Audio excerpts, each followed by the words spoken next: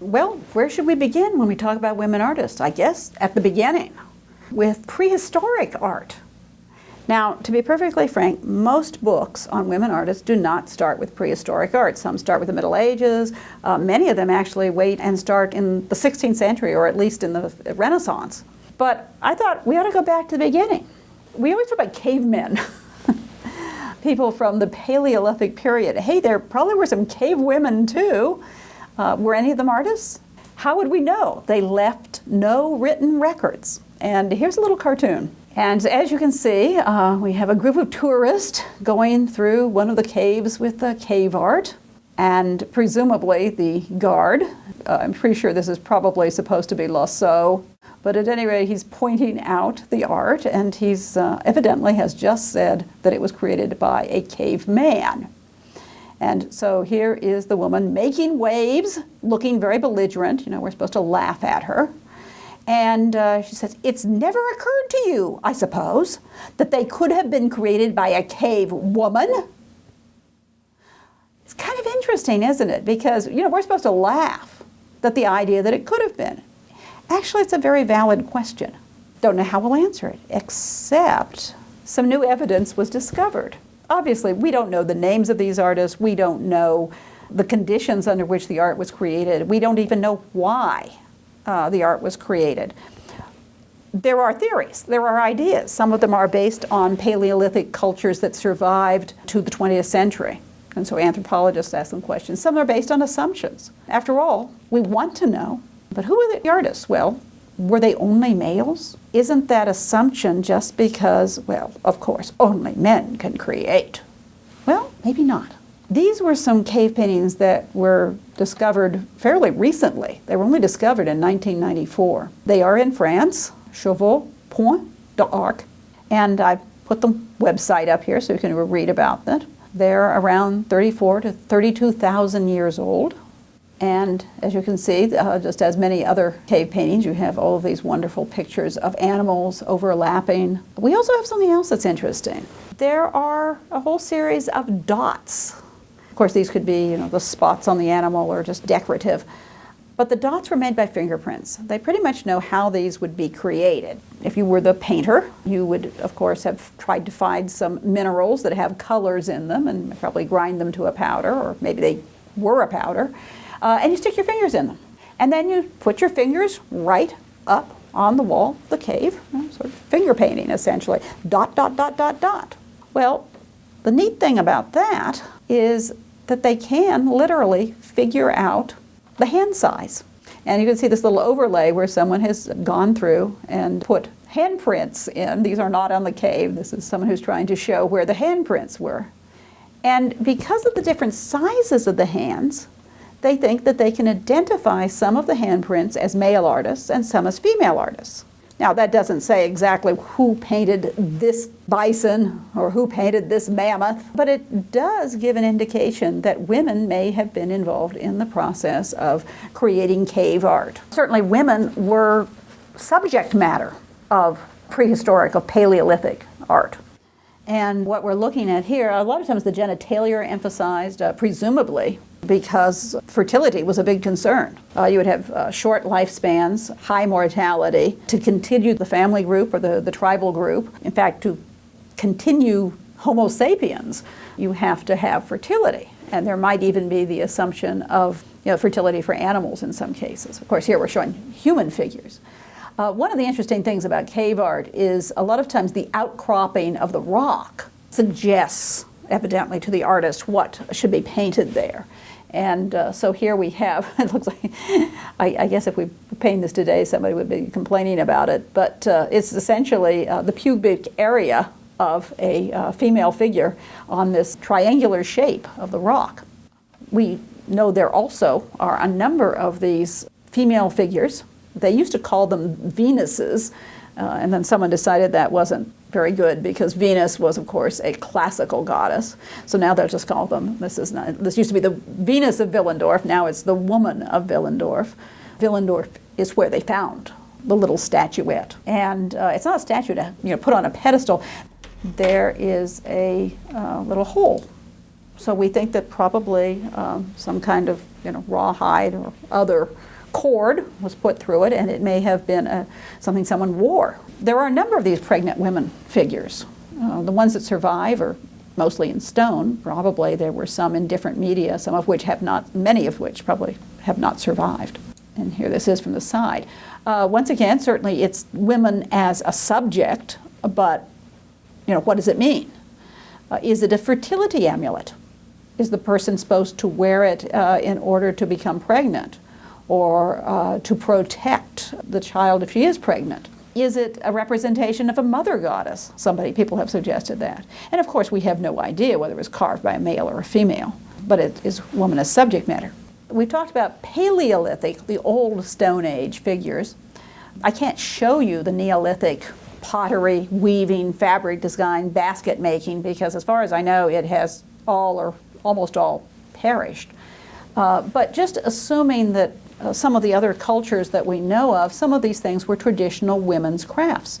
So we would assume that in the Neolithic period, women also were craft workers. They created pottery, they probably did weaving, and that of course is fabric design. They did basket making, and all of these are essentially, what do we call them? We want to call them crafts because they're useful, or do we want to call them art? Because presumably design and artistic motifs were part of the creative process. Now I want to talk about women artists in classical antiquity. Now, if you've taken my survey course, you know that when I say classical, we're talking about ancient Greece and Rome. And frankly, we don't really have any survivals of women artists' work that we know of. We have mostly vase paintings and a few paintings from Pompeii and Herculanum.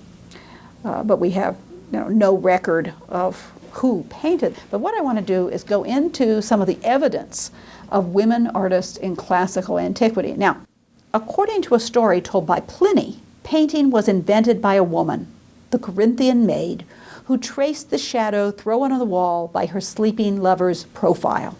Now, where do we get this source? Who's Pliny?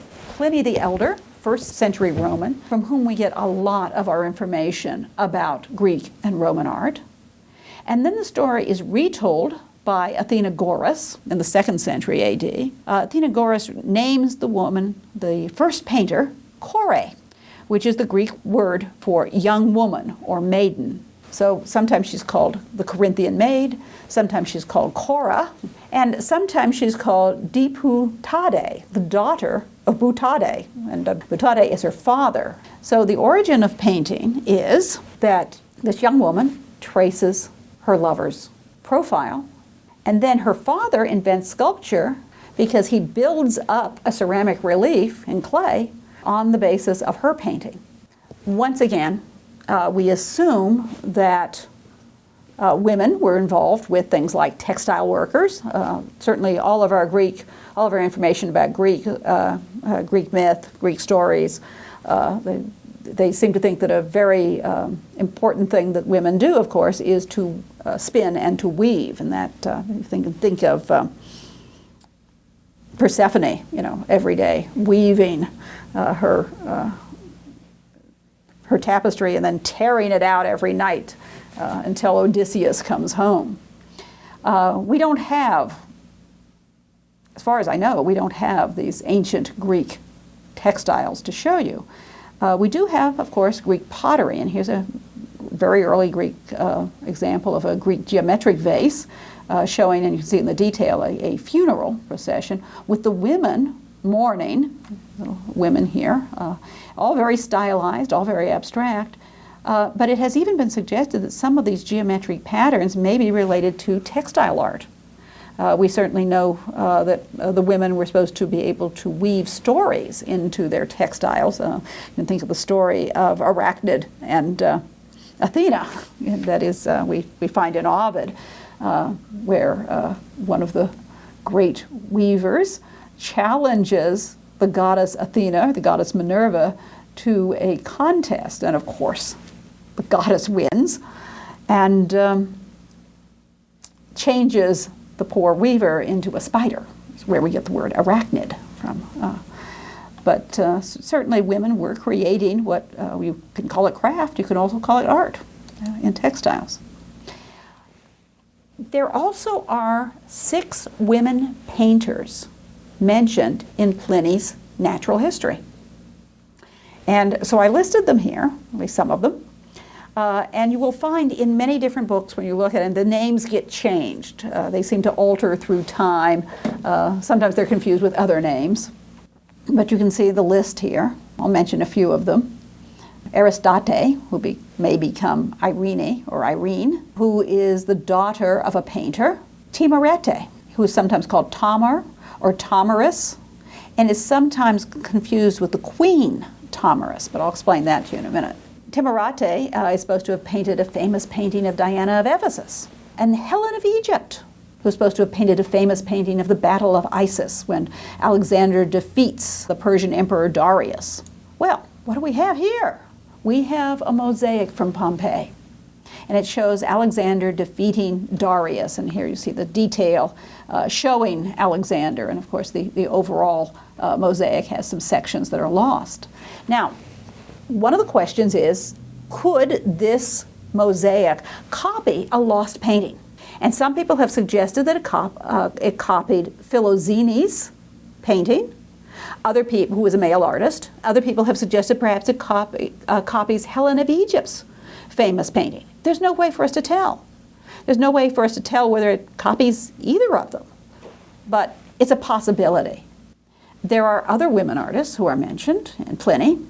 Olympia, nothing's really said about her. Calypso, not much known about her. And Ia, I'm not sure how you pronounce her name, Ia of Cyzicus. Now her name starts to change, that I becomes L, and you see her sometimes called laia or lala, various spellings. But she's someone that Pliny talks about her and gives us a little information. That she was a Roman painter of the 1st century BCE, that she was famous for painting her portraits of women, that she's said to have had amazing speed in creating her work, and that she outranked her male competitors. And also, and we're going to see how this gets interpreted in a later period, she remained perpetually virgin. So she's certainly one of the examples of a woman who had to choose between marriage and a career, evidently. Now, I found this picture in a book, and it said that it was Marcia, who is sometimes considered to be a later renaming of Ia. The source that I got it in said it was from Herculanum. I then found it on the web in color, so that's what I'm showing you, and that one said it was from Pompeii, so I am not sure where this is from. But one of my books said that this was a woman artist. However, when I found it on the web, they said nothing about it being a woman artist or being Marcia. And I don't know whether you would normally have a picture of a woman artist exposing one breast. So I'll just put that in as a possible visual image, but I have some suspicions about it. Where do we also see women artists from classical times depicted? Well, Boccaccio. Boccaccio is a very, very famous Italian 14th century writer. He's said to be the first novelist. He also wrote one of the first mythology books for the Renaissance on the genealogy of the gods, and he was a humanist scholar, which means that he was reading classical sources. I don't think he read Greek, so he's reading them in Latin, and he's reading Pliny.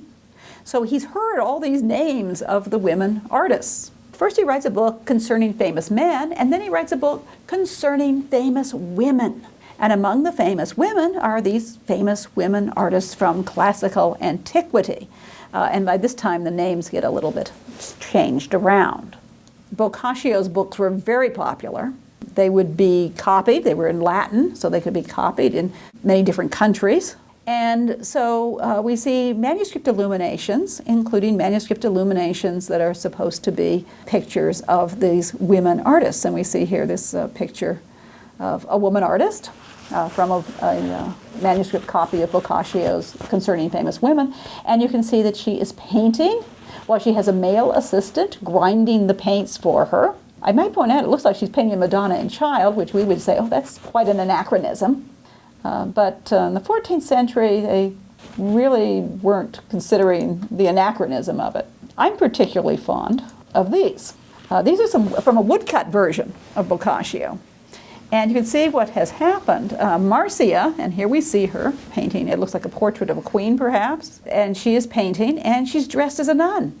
Remember, Marcia, was perpetually virgin. And so what he's done is take that information. He's changed her name to Marcia. And, she says she's perpetually virgin. The medieval interpretation is that she must have been a nun. And so we see her and her sculptor friend over here in the next panel. Volronius is a female sculptor, and she's also shown as a nun. Another reason for that may have been because in the earlier times, in the Middle Ages, the women artists were generally nuns. So here we see her, the picture we showed you before of Marcia, who was supposed to have painted mostly women, and she's painting there. She is known for her chaste modesty because she was perpetually virgin, and she surpassed the famous male artists. So here we're seeing 14th and 15th century manuscript images with Marcia painting a virgin and child. That is an anachronism, and we're seeing her male assistant grinding the pigments. Obviously, a pre-Christian artist would not be painting Mary and the baby Jesus. And we see our male assistant grinding the pigments. You see that they're shown in the context of their time, and we probably can find out a little bit about how artists in the 15th century painted by looking at these pictures.